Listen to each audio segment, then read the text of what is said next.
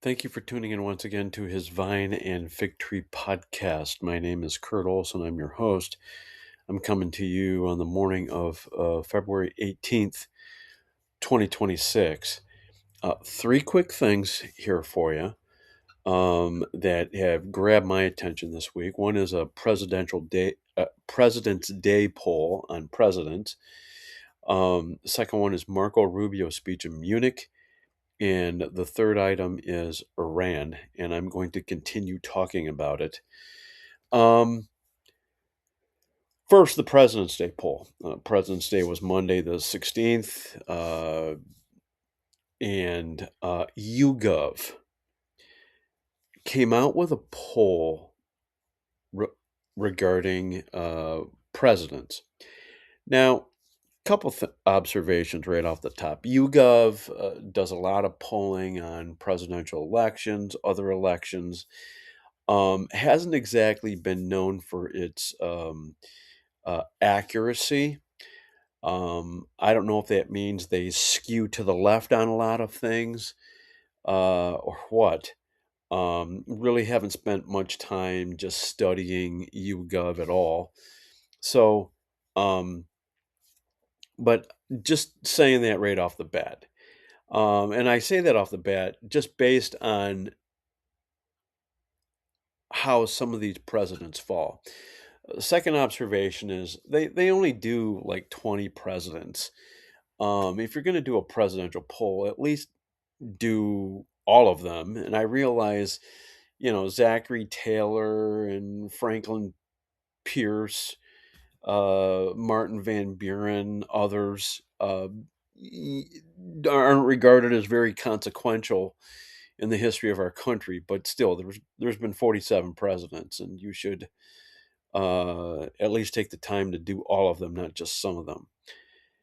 So I'm going to start off the bat here and just identify just some observations. Now, someone who you would expect near the top, and what they do is basically, a president who's their scale was outstanding, average, below average, and there's a plus or minus attributed to each of these presidents.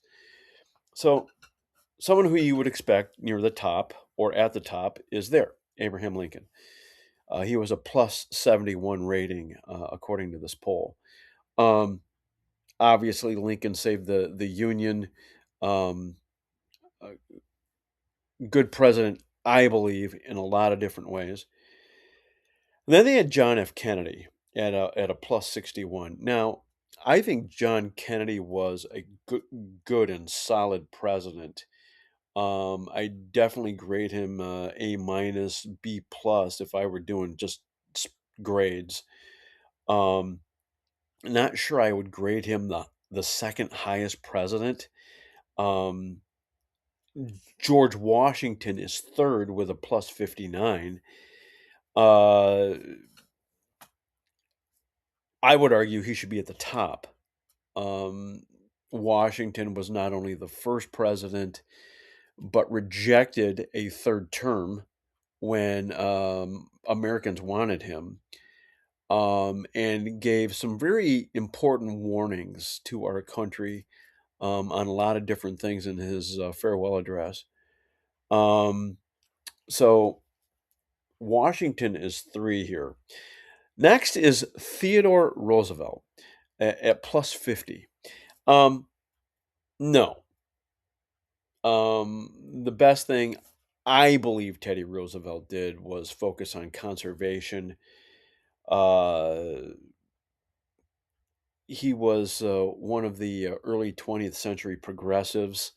Not a fan of Teddy Roosevelt. I mean,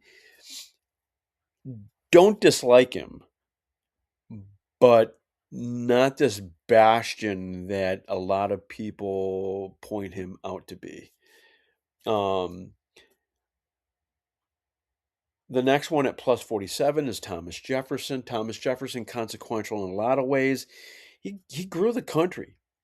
The Louisiana Purchase was a huge thing that he did, uh, basically stealing it from the French. Um, so Jefferson is a plus 47. Then you get Franklin Delano Roosevelt. Again, this is one of the reasons why I believe YouGov talked to a lot more Democrats than a real good microcosm of what the country is made up of. Because Franklin Delano Roosevelt, he uh, grew government out of control, allowed the depression to hang around a whole lot longer than it really needed to.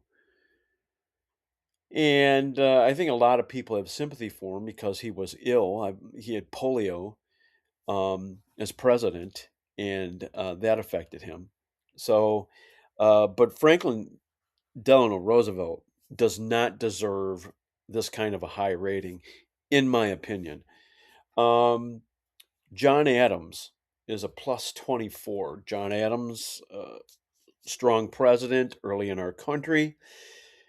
And another reason why I think this is skewed to the left is because Reagan is just a plus 21. Um, Ronald Reagan, consequential president in a lot of different ways, um, gave us our greatest post war economic expansion. He inherited all kinds of negative news on the economic front from Jimmy Carter, and just a lot of bad things there. And and then he dealt with the communist bloc very strategically with Pope John Paul II, Margaret Thatcher from Great Britain, other Western leaders, and before he died in the early 2000s, he saw the Berlin Wall fall, and it challenged Gorbachev to tear down this wall in June 1987. So Reagan should be much higher on this list than where he is. Right below Reagan is James Madison, again an early founding father. Uh, Barack Obama gets a plus 15. This is another one of those reasons why I believe YouGov sways to the left in its tallies, because Barack Obama doesn't deserve this kind of credit. He just doesn't. He grew our national debt. He used drones to attack innocent civilians in other countries.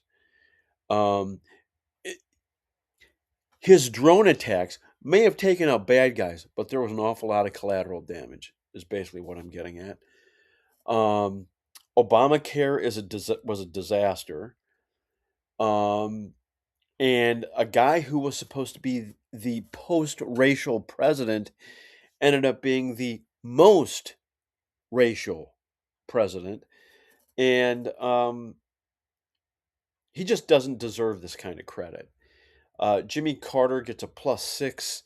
Uh, Jimmy Carter, I think, gets this because he's died in the last 2 years or so. And for some reason, people regard him as a fine older president. Problem is, as president, he wasn't very good. Uh, a lot of economic problems, the Iran hostage crisis, the Soviets invaded Afghanistan. A lot of things happened on his watch. And a plus 6 rating for Jimmy Carter is extremely generous.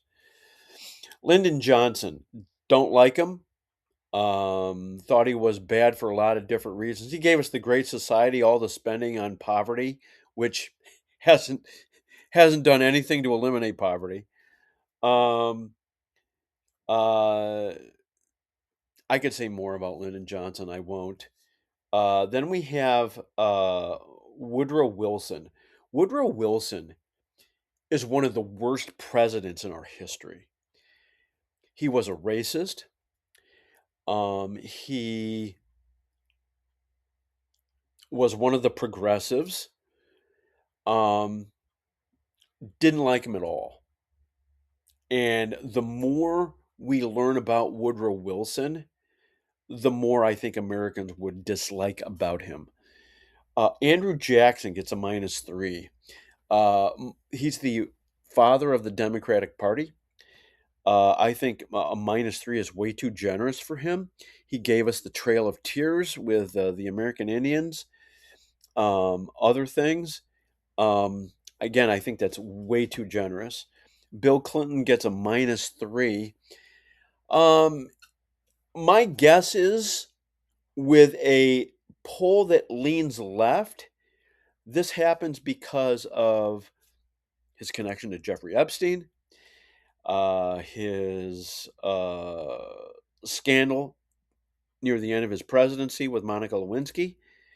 Um, Otherwise, Bill Clinton on the governing side was not quite John F. Kennedy, but had some positive things there as well. George H.W. Bush, a -12, is way too low. Bush is probably the best one-term president in our nation's history. Um, Obviously, the Persian Gulf War happened on his watch. Will be forever remembered for saying, "Read my lips, no new taxes," and then raising taxes, and that's why he won. Probably the main reason he lost to Bill Clinton in 1992. Donald Trump is a -19. Again, these people are never going to give this guy credit for much of anything. Um, Trump has done some very good things, um, and should be higher on the list. Uh, George W. Bush, um, president during 9/11 and the start of the wars in Iraq and Afghanistan. George W. Bush does not deserve a -22 at all. Joe Biden is a -27. Frankly, I think Biden's one of the worst presidents in our history. Um, I don't think perhaps as bad as I believe Woodrow Wilson was and some of the other progressives. But the last one on this list is Richard Nixon. Now, Nixon obviously left office in scandal, the Watergate scandal. Um, did some positive things. I think history is going to be a bit more generous to Nixon than uh, any poll that within 50 years of the Watergate scandal. I would not have him as a -36, but that was the YouGov poll. Um, just wanted to mention it because we've just had President's Day, and I like just kind of putting out some of this historical stuff related to the presidents. Um, but that is that. Secondly, Marco Rubio. Our Secretary of State, Marco Rubio, former U.S. Senator from Florida, gave one of the most important foreign policy speeches that I have heard from an American president probably since Ronald Reagan. And Reagan's tear down this wall speech that I made reference to when I was talking about Reagan earlier. Um, he was at the Munich Security Conference last weekend and gave a speech where he challenged Western leaders to basically remember where we were post World War II and the lies that were told to us, even as the Berlin Wall fell, about globalism and you can give up your sovereignty as a country. And he he wants us he wants the Europe and America to understand our heritage, our culture that is based on uniquely European flavor, because America is just an offshoot of multiple European countries, um, and he gives this speech somewhere between 20 and 25 minutes. He gets a standing ovation, okay? And even there was a quick little Q&A with him with someone from, I'm assuming, the Munich Security Conference, some host, and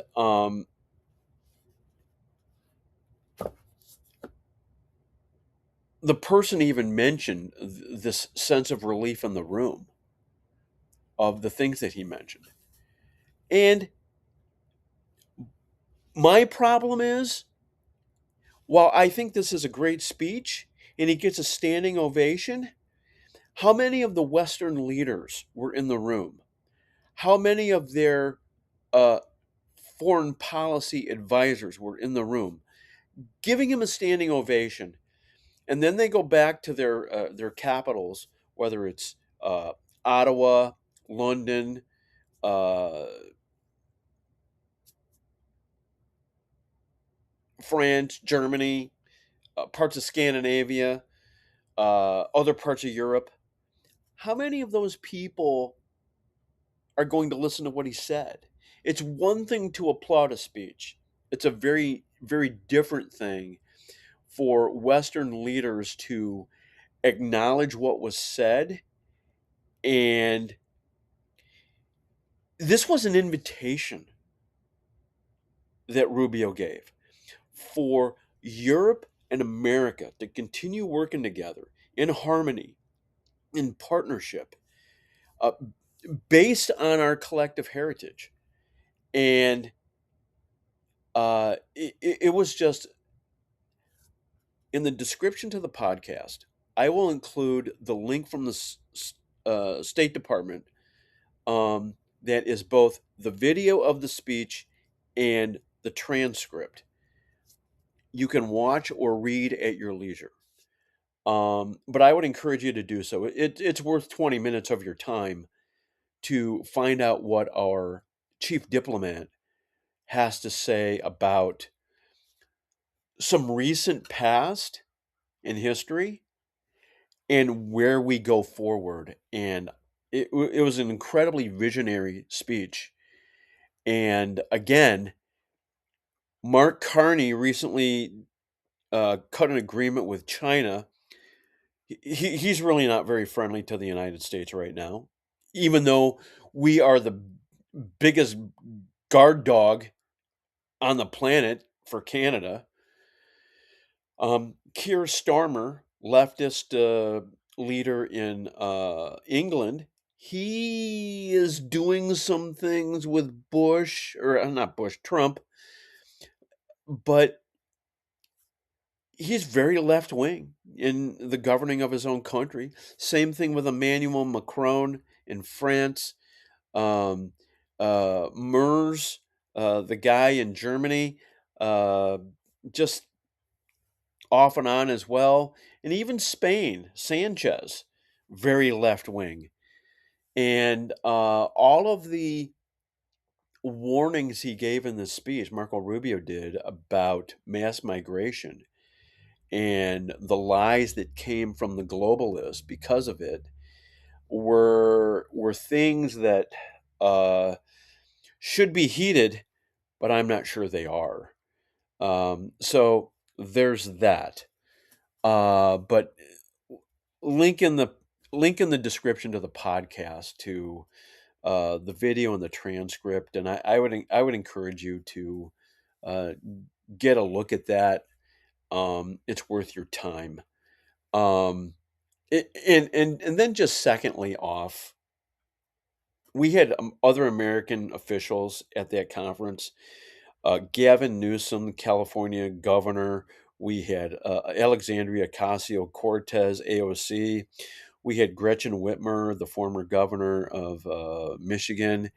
We had Hillary Rodham Clinton, and Rubio was head and shoulders the adult in the room from America. The others just seemed petty.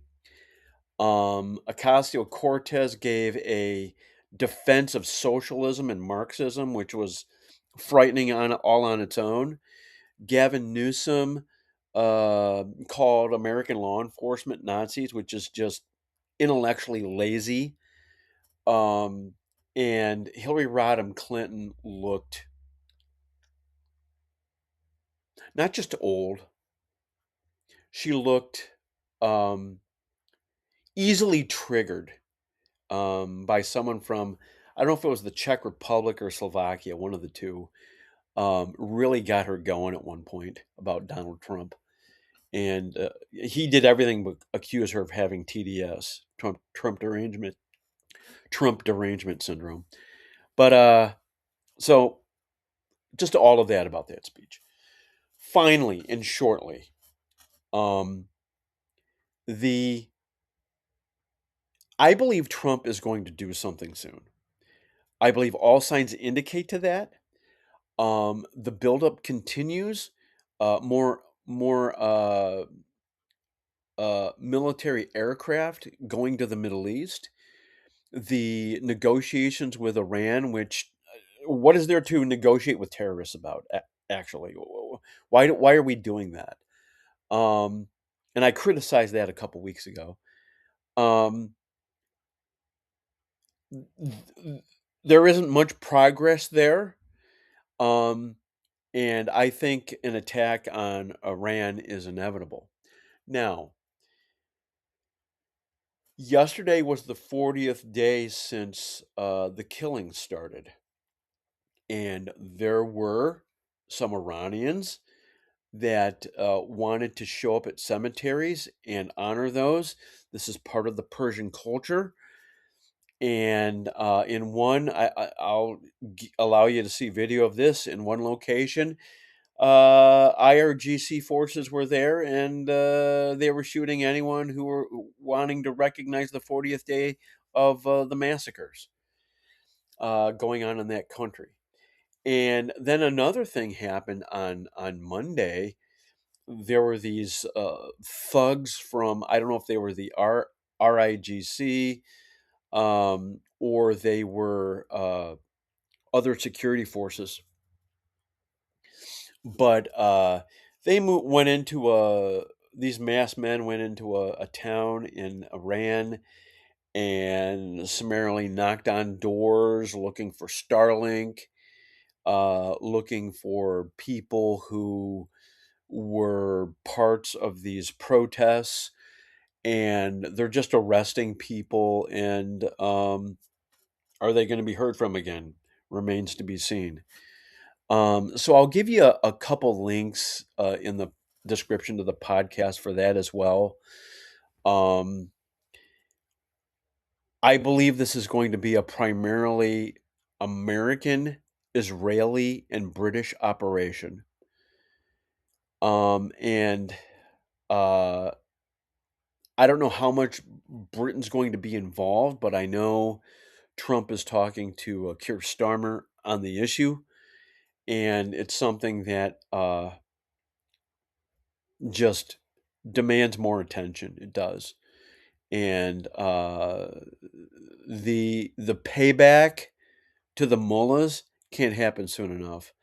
And I would hope whatever we do is swift, lethal, and does everything to weaken that government and cause regime change, because it is desperately needed. Um, that's all I have this week, and I thank you for watching. If you like what you're watching and hearing, please share it. If you like what you're reading with my columns, please share those as well. We are on Apple Podcasts, YouTube, Spotify. And until next time, God bless and goodbye.